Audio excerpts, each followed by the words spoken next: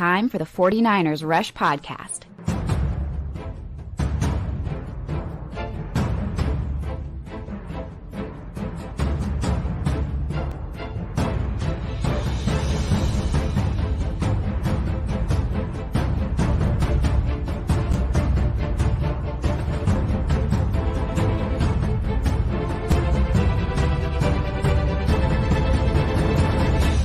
And here's your host, John Chapman. What is going on, Faithful? I'm coming to you guys live from Seattle. We haven't checked out of our airport yet, but the family's getting all packed up, and I thought I'd jump on here and let's just talk about kind of what happened last night. The 49ers just continue to put themselves in a position for whatever they want, it's there. It is there. You handle business on the road. That's what good quality football teams do. And with back-to-back wins against one in Jacksonville, who was on a 5-game win streak, and then you go into Seattle, where historically the 49ers have had more struggles there than almost anywhere else in the NFL. But now you're looking at what they have done in the NFC West, 10 consecutive wins. You've beaten the Seattle Seahawks 4 consecutive times, including 2 up at Lumen Field, where historically the 49ers have not been good. But because of these things, now the 49ers have every single thing that they want. It's right there. They regained the 2 seed in the NFC West. They are 2 games behind the Philadelphia Eagles, but even though they have a tied record with the Lions, they're now ahead of them because of their conference record, which that stands out huge. And, if the playoffs were today, which is kind of weird to do whenever it's midweek, right? We've had the 3 Thursday games. We've got another game today and then the Sunday games. But if the playoffs started today, your reward for destroying the Seahawks at home is, guess what? The 2-7 matchup currently, it's 49ers and Seahawks, which I would be totally fine with. I've said repeatedly how much the 49ers are just a matchup problem with the Seahawks. And they don't match up well. Geno Smith, if we have to talk about the reason why the 49ers struggled versus Seahawks for so long, it's Russell Wilson. It's not Pete Carroll. Their defenses were great. It was special teams and Russell Wilson. Well, the troll is gone. And Geno Smith, his greatest strength is accuracy, short, and then deep ball. Well, how'd that work out? My player of the game, I have there's several that you could put into this category. And I talked about it briefly last night, Charvarius Ward. Now, if you look at the PFF scores, he finished 6th best with a 74 grade. He was targeted 10 times, gave up 4 catches for 44 yards and 7 yak yards total. But my favorite thing is 3 passes defense. Charvarius Ward, he was by himself, man-on-man with DK, following him almost the entirety of the game and just completely eliminated that dude. That changed the entire Seattle Seahawks offense because they were getting the matchup that they wanted, 1-to-1 on the outside. But our defensive coordinator, Steve Wilks, said, hey, Charvarius Ward's up to the task. And so because we could do that, we got to help out almost everywhere else over the middle. You didn't have to worry about too much with the running game, and they couldn't get anything going. And a lot of that was because of Charvarius Ward. That dude just completely balled out. I can't wait to go through the film for the 49ersrush.com and our Patreon channel to go through all that stuff. But Mooney Ward is earning so much damn money. I mean, I know that we kind of brought him over as kind of a mercenary, whatever. They extended him quietly last year, or restructured, not quote unquote extended. But I want this guy around. He is exactly what we want. And guess what? And I see this in the comment, congratulations, Charvarius Ward. You just shut down DK Metcalf. Now you have to shut down his other college teammate, A.J. Brown, next week against the Philadelphia Eagles. Good news is you have 10 days to prepare for it, but teams run their defense. It's not like we're going to switch what we do because it's the Eagles. And if you go back to last year, and I understand that Brock Purdy got hurt, and there's a lot of asterisks that you can put with that game. But in the NFC Championship, it's not like the Eagles' offense was flying up and down the field. They scored, one of those touchdowns in the first half, which was a drop pass. We didn't challenge, whatever. That's a whole nother conversation. But I'm pretty stinking excited to see this matchup because you want to be the best, you got to beat the best. And I don't think that there's any there's 2 teams in the NFL, maybe 3 if you want to throw the Ravens in there, that, whatever power ranking situation you're doing, the 49ers and Eagles are going to be in the top. And so you want to see best and best, and I want to beat them in their home. Yeah, it's a tough game, but I'm excited about that. Now, if we flip to the other side, PFF, they would say their favorite player this entire game, which is crazy, is none other than Ambry Thomas, number 20, baby. He had the highest rated player defensively with a 90.2. That's elite status. And, myself included, I'll be honest, Ambry was kind of the butt of a joke for a couple years now. And you got the amazing walk-off interception, last week against the Rams to seal our playoff, stuff, which was awesome. But he got buried on the depth chart, was terrible last year. Offseason wasn't good. It got better, but Ambry's always kind of been that, man, he's so close. It's just highlight plays just happen above him. Now, here we are. He's making highlight plays all the time. And he's turned from a liability to whenever, he lost week 1, he was out there for 1 drive. And then Isaiah Oliver came in and they're like, all right, this is what we're doing from now on. Oliver went through some struggles. Ambry Thomas comes in and they protect him. They're not protecting him near as much. And he's answering the call. He was absolutely incredible, the interception. Now we're talking back-to-back games where this dude goes out there and, seals one of the biggest plays in the game with a turnover. And that set the tone for the whole game. Where we were sitting, the Seahawks fans, they were just like, they never got into the game. They never did because everything got cut out from under them whenever that turnover took place. And then we just started stacking points. And it was just like, man. You just kept hearing them cuss and all this stuff. It was pretty entertaining, actually. Thank you. Ed, he says, Ambry has completely stepped up his game. Love people taking advantage of their opportunities. Chas, the Ambry man can. I like that. That is good. What's up, Grand A? And, a lot of it, too, Wilkes making Ambry step up. Who is Wilkes going to benefit? Secondary. He's the godfather of DBs. Demo continues to play well. Slot's rough, though. Outside, Demo's incredible. You move Demo inside, got beat by that, the slot fade, which is, I think, kills us every freaking time. That was the only scoring drive that the Seattle Seahawks actually had that was based on their offense. They got a field goal off of an amazing punt return. Then they got the pick 6 late in the third. Their offense generated 3 total points. 3 total points. They couldn't do anything. This was not a healthy competition at all. And now the Seahawks, you look at the NFC West, Seahawks have lost 2 in a row. And guess what, guys?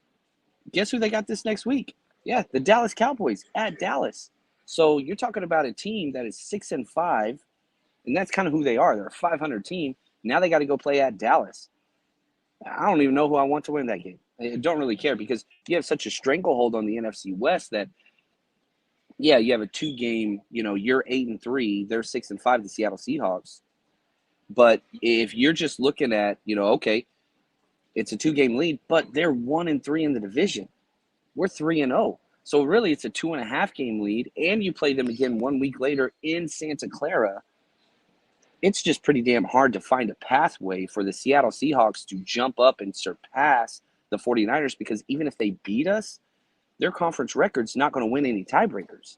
Or, sorry, their division record, 1-3. So even if they do beat us in Santa Clara, which I do not see happening, it's interesting. The 49ers are – the NFC West is ours. That's all there is to it. You win 1 or 2 more games, and it's done. And the Rams are 4-6. Come on, man. Let's just be real. The NFC West, which is the goal of every single season, win the damn division. The Niners have done that. And Sean, right here, division is all but guaranteed to be ours now. Just in time to face the Eagles, set our sights on the 1 seed. Yeah. And so my whole, whenever I rank the games of most importance, the Seattle game in Seattle was number 1 all year long. Not even close to me. Number 2 was the Seahawks in Santa Clara. Not anymore. Because their record is what it is, because they got swept by the Rams, because we beat them in their home. That changes now. And I think for a lot of people that probably always was the Eagles would be the number 2 game. But for me now, that Eagles game, that's number 1. And so it's a one-game season every week. So you have to kind of readjust. And I'm sure the 49ers are, look, we're not going to overlook the Seattle Seahawks in the future, but any chance you want at that first-round bye, it lives and dies this week. You beat the Philadelphia Eagles in Philly, and you have that tiebreaker. They just have to slip up one more game, and then it's yours. Roberto, he says, thank you for the super chat. He says, Feliciano clearly better than Burford. New right guard, new right tackle. It's interesting whenever you look at the grades because I felt the same way. The lowest rated player for offense or defense was John Feliciano this week. He had a 34.7 pass grade, but I'm going to wait for the film on that one.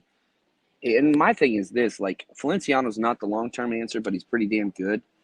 I'd prefer Burford, and I want to go back to what the 49ers were doing with Burford last year with Brunskill, where they rotate series, give Burford 2 series, then give Feliciano 1 series. That's what I want because I want a healthy rotation of 3 interior guys because injuries are going to happen. Banks came back. He played through an injury, which you got to give him respect for it, but he finished with a 52 grade. He did not have one of his better games at all. So just the fact that you have these different bodies that you can put in there, that's huge, but it needs to kind of be a fluid situation. I don't think it's just, okay, this is our guy moving forward. And it's kind of like that with Ambry Thomas as well. Isaiah Oliver is still going to continue to get some snaps based on matchups and the teams you're going against, especially if you're going against bigger teams. But you look at the Seattle Seahawks, right? All they do is wide receivers. That's all they spend all their draft capital on is wide receivers and running backs. So they're in 11 personnel almost more than any other team. So we were in nickel a lot. We look at the snap counts just defensively. Sorry, we're bouncing back and forth on both sides of the ball. But, Isaiah Oliver got 2 snaps yesterday, right? Ambry Thomas got 46. And those 2 snaps were because Charvarius Ward had a leg cramp and then came back in. And so it's a matchup thing. And, yeah, the offensive line, I want the same thing. Feliciano needs to be in the mix. Should he be starting? Burford, I think they got long-term plans for his upside, and he's going to continue going through some growing pains. But I kind of liked what I saw. I'm not going to lie. I'm with you there. Jorn, appreciate you, man. He says, 49ers Rush Party delivered again. Thanks, man. That was an absolute blast yesterday. Over 300 people. We had 40-plus turkeys made, and we had Thanksgiving food left over, which is really, really cool. We still have yet to run out, which is awesome. Appreciate that. And we've got a lot more stuff coming up. The Arizona game, we got the man Patrick Willis coming out to party with us, which is going to be so cool, the night before party. And then we got the tailgate and all that stuff. So lots of stuff. We have our home tailgate party against the Seattle Seahawks here in just 2 weeks, which is going to be fun. But I'm not going to Philly. That one we're just not going to be out there. Oscar, he says, Luter with the touchdown saving tackle looked very aware as a defender with very little playing time. Yeah, we did the special teams breakdown last week. Darrell Luter Jr. was awesome. He looked great. Now it's special teams, and, he's kind of getting his feet wet and all that kind of stuff, but promising. The fact that they activated him over Samuel Womack first, I know Womack got activated yesterday, which is perfect because with the news of what's his name tearing his bicep, Greg Odom, our other special teams ace, that's huge. And again, we're constantly seeing this stacking injuries at positions. Injuries aren't the issue in the NFL. Injuries at the same position are the issues in the NFL. And so when you lose Talanoa Hufanga, then you lose another one in Odom. Now that's rough territory. Now you have to elevate somebody from the practice squad, sign somebody, move somebody. Maybe you moved Oliver. You got 10 days now. So now there's some flexibility there. Maybe you move Womack. Maybe you move Oliver. Maybe you do something like that. Maybe you call up Taylor Hawkins. Maybe you do go get Quantrez Knight back. And we saw the same thing at guard position, right? Banks goes down. Burford goes down. Zakelj goes down. So injury is not the issue.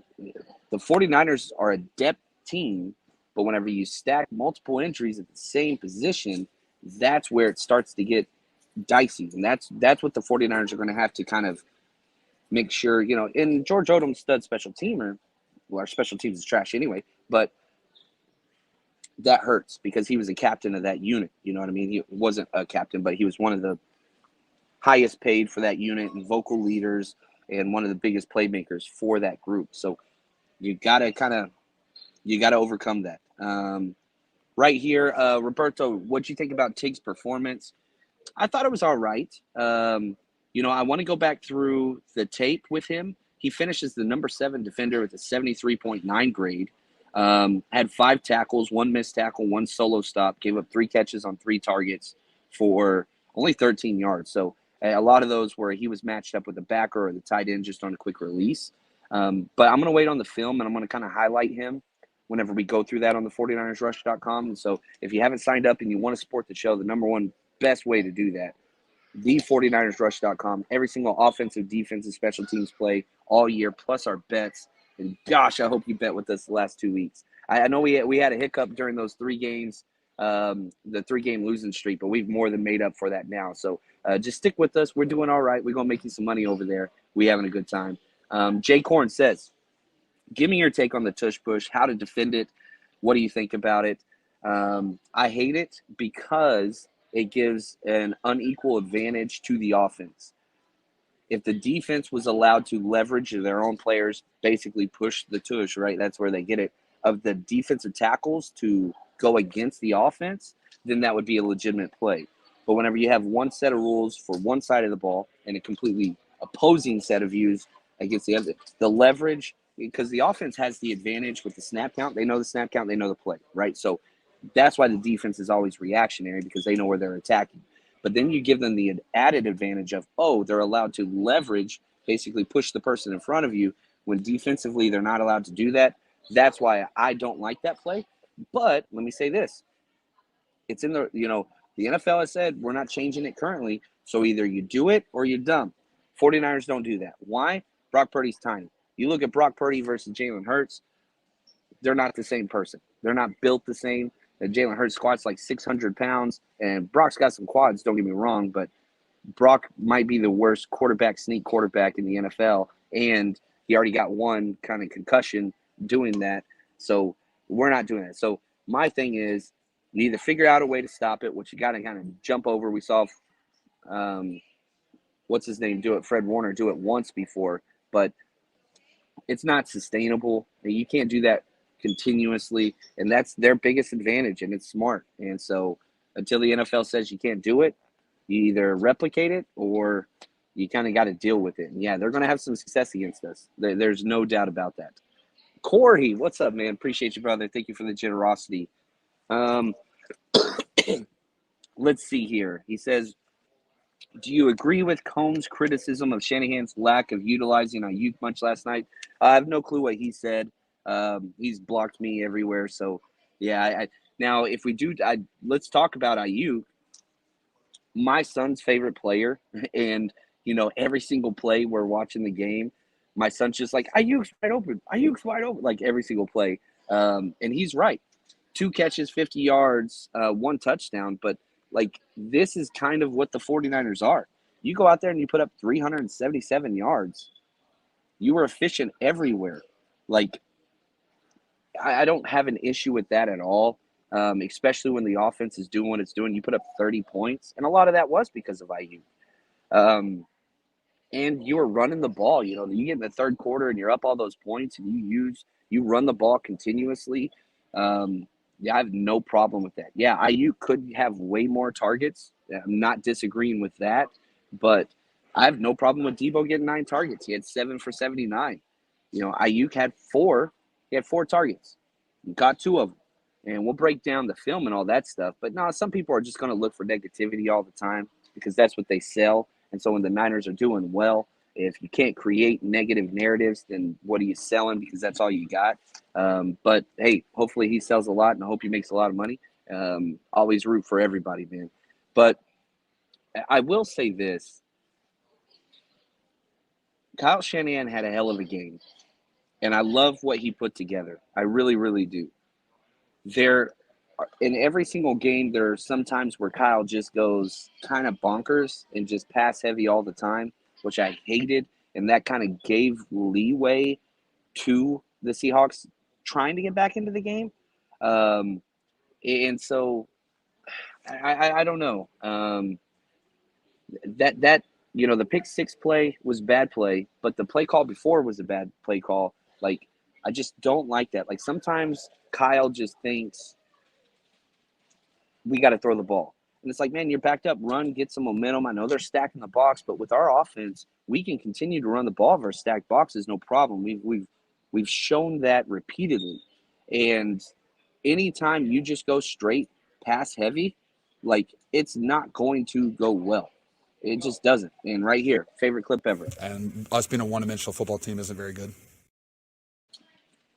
There you go.